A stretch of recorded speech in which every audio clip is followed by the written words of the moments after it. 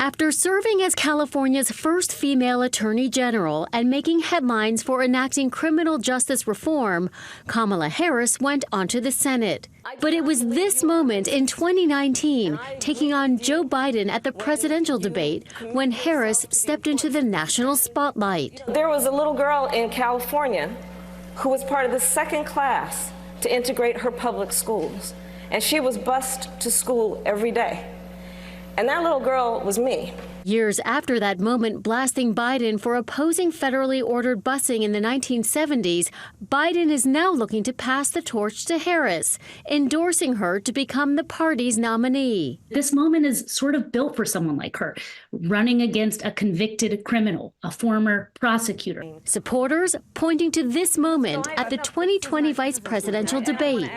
Mr. Vice President, I'm speaking. But to become the presidential nominee in 2024, Harris needs to win over delegates for next month's convention. Democratic delegates to the Democratic convention, they are the decision maker. All of them are now free under Democratic Party rules to vote their conscience. She's been hitting the campaign trail hard. She's been raising money. I'm confident that she will have the delegates. She will have the resources. Harris has been a vocal defender of abortion rights.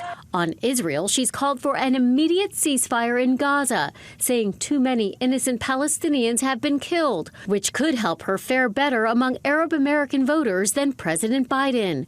But Harris has faced sharp criticism for her role in handling the border crisis. She took heat even from members of her own party when she said this during talks in Guatemala. To folks in this region who are thinking about making that dangerous trek to the United States-Mexico border, do not come.